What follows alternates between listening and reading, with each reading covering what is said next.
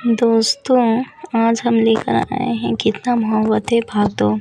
अब तक आपने पढ़ा मीरा की माँ के निधन के बाद मीरा एकदम अकेली पड़ जाती है। हॉस्टल के वार्डन ने भी उसे हॉस्टल से निकाल दिया था। पैसा न होने के कारण वह अपने शहर लौटने का इरादा बनाती है। इधर निधि को इस बात की सूचना मिलती है तो वह तुरंत उसे मिलने के लिए उसके शहर जाने के लिए तैयार होती है। रेलवे स्टेशन पहुंचने के बाद उसकी मुलाकात मीरा से होती तो वह वापस उसे हॉस्टल लेकर आती है। मीरा के लिए निधि वार्डन से भी झगड़ जाती है। अब निधि चली गई तो मीरा वार्डन के पास आई और बहुत ही धीमे स्वर में कहा, मीरा, निधि ने जो किया उसके लिए हम माफ़ी मांगते हैं मैम। एक बात और, हर लड़की यहाँ ऐश करने नहीं आती, कहकर मीरा वहाँ से चली गई। बाहर आए तो देखा निधि गुस्से में थी। मीरा जैसे ही उसके पास आई, निधि ने कहा, निधि, क्या सच में तुम राजपूत खानदान से हो? मतलब उसने तुम्हें इतना सब कहा और तुम सुन के चली आई? मीरा, गलती हमारी ही है। अगर वक्त पर किराया दिया तो ऐसा ही नहीं होता। निधि वह आदर्श की देवी, बस करो। तुम ऐसे ही रही ना तो कोई भी पीछ के निकल जाएगा तुमको। मीरा, निधि ऐसा नहीं है। पिछले 3 सालों से हम यहाँ हैं। हम नहीं चाहते हमारी वजह से हमारी माँ को शर्मिंदा होना पड़े। जो सरनेम हमें मिला है उसकी इज्जत बरकरार रखना भी ज़रूरी है। निधि, ऐसा रखोगी इज्जत बरकरार? कोई कुछ कहे और चुपचाप सुन, हो सके तो माफ़ी भी खुद की मांगो। मीरा, हम तुम्हें समझ नहीं पाए निधि। ये अच्छा है तुम्हारा। खैर छोड़ो, आओ बैठो, चलते हैं, देर हो रही है। मीरा, अब कहाँ चलना है? निधि मुस्कुराई और कहा, निधि, वहाँ जहाँ सब तुम्हारे अपने हैं। मीरा जैसे ही आकर बैठी, निधि ने स्कूटी आगे बढ़ा दी। दोनों शिवाजी नगर में आए। इंदौर आने के बाद मीरा ने अपनी बार इस शहर को देखा था साफ। दूसरी सड़कें, बड़े ऊंचे घर, वो सब देखे जा रही थी। निधि स्पीड से स्कूटी दौड़ाए जा रही थी। निधि व्यास अपने परिवार में सबके लाडले थे। मीरा ने उसकी जान बसती है कॉलेज में हुई थी और मीरा का शांत व्यवहार उसे पहली नज़र में भा गया। लेकिन खुद बिल्कुल शांत नहीं थी। वो हमेशा हंसती खिलखिलाती रहती थी, लाडली थी, इसलिए उसे किसी बात के लिए ना नहीं कहा जाता था। मीरा को लेकर निधि एक बड़े से घर के सामने रुकी। उसने स्कूटी साइड में लगाई और मीरा को लेकर अंदर आई। मीरा की नज़र घर के दरवाजे पर लगे नेम प्लेट पर पड़ी, व्यास हाउस। मीरा अपने बैग संभाले अंदर आ गई। अंदर आते ही निधि चिल्लाई, निधि, माँ, पापा, दादू, दादी, भैया सब आ जाइए। निधि की आवाज़ सुनते ही सब बाहर चले आए। निधि के साथ एक अनजान लड़की को देखकर सबके मन में संदेह जा था, जो कि निधि ने अगले ही पल हटा दिया और कहा, निधि, दादू, ये मेरी दोस्त है मीरा। और फिर मीरा की ओर पलटकर कहा, निधि, मेरा ये भी दादू श्री नाथजी व्यास और वो मेरी दादी माँ सुरेखा जी व्यास। मीरा हाथ जोड़कर नमस्ते विधि। निधि, मेरे पापा हैं विजय व्यास और ये मेरी मम्मा राधा व्यास। निधि ने अपने माँ पापा की ओर इशारा करके कहा। मीरा ने उन्हें भी नमस्ते की तो दोनों जवाब में मुस्कुरा उठे। निधि अपने भाई के पास आई और उसके हाथ में हाथ डालकर कहा, निधि, ये है मेरे बड़े भैया अर्जुन। हेलो।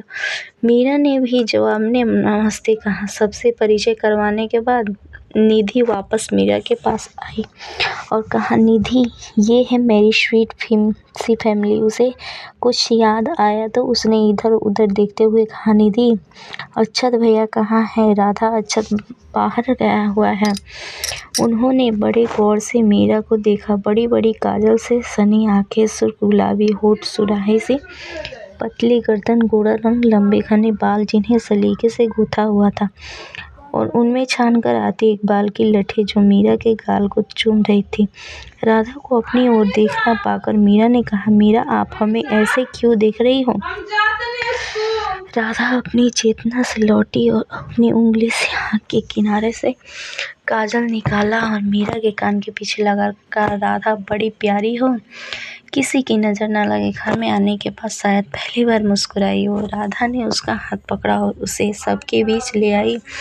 सभी हॉल में रखे सोफों पर बैठ गए। निधि ने एक सांस में सारी बात कर डाली और फिर दादू के सामने आकर मासूमियत से कहा, निधि मैंने ठीक किया ना दादाजी? दादाजी, हाँ बेटा जी, बिल्कुल सही किया। ऐसे वक्त में दोस्ती दोस्त के काम आता है।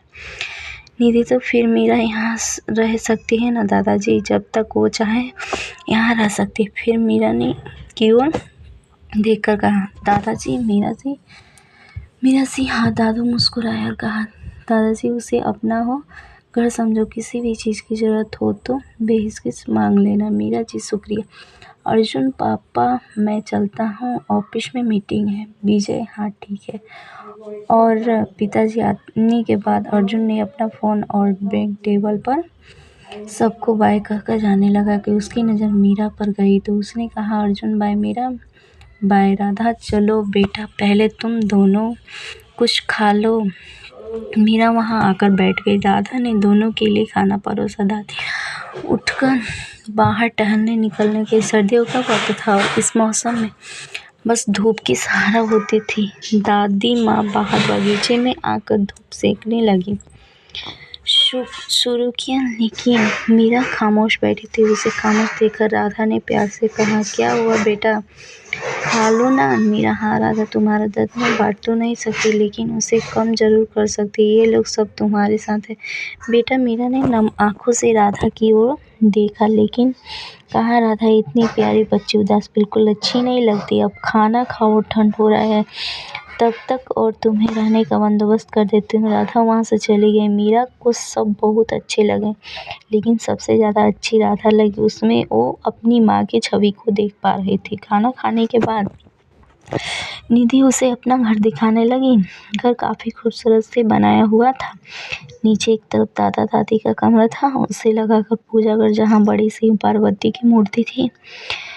मंदिर से लगकर ही रसोई घर था, जिसकी डाइनिंग बना हुआ था। विजय और राधा का कमरा सीढ़ियों से बिल्कुल पास से लगकर था। एक था ऑफिस रूम, जहां बैठकर काम की बातें की जाती है। घर के पीछे की तरफ बगीचा था, जिसमें हरी घास फैले हुए थे और एक कतार में गमलों में पौधे लगे हुए थे। यह सब देखकर निधि मीरा को ऊपर लेकर गई, जहाँ 3 कमरे और एक बड़ा सा हॉल बना हुआ था। कमरे के साथ तीसरा इनमें अलग बिल्कुल सामने से हॉल मिलाया कर बनाया हुआ था। इनमें से एक कमरा अर्जुन का था और एक निधि का। सामने जो कमरा था उसके बारे में निधि ने मीरा से कुछ नहीं कहा।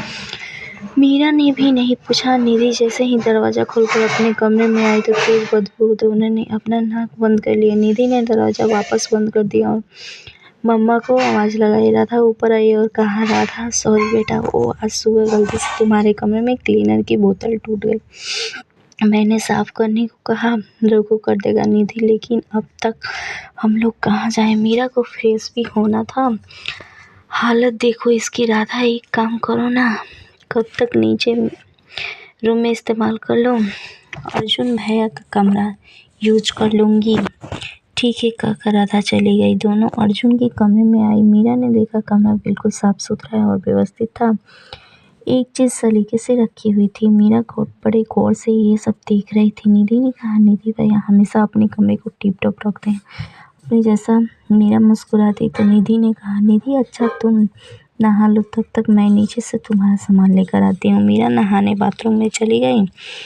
उसे टेबल पर रखे अपने कपड़े मिल गए। मीरा ने कपड़े पहन गए और गीले बालों को सुखाने कमरे से बाहर आ गई, लेकिन हॉल की बालकनी के अलावा धूप और कहीं नहीं थी। मीरा गीले बालों को तौलियों में लपेटे हॉल की बालकनी के पास आई और बाल सुखाने लगी। तभी उसकी नज़र हॉल से जुड़े उस कमरे के दरवाजे पर गई, जिस पर बड़े बड़े अक्षरों में लिखा था, अक्षत व्यासी, कॉम्प्लिकेटेड बॉय मीरा। ऐसी नेम प्लेट कौन रखता है? निधि का परिवार कैसे मीरा की खोई हुई माँ की कमी पूरा की? दोस्तों, आपको ये कहानी पसंद आए तो प्लीज़ वीडियो को लाइक और चैनल को सब्सक्राइब जरूर कीजिए।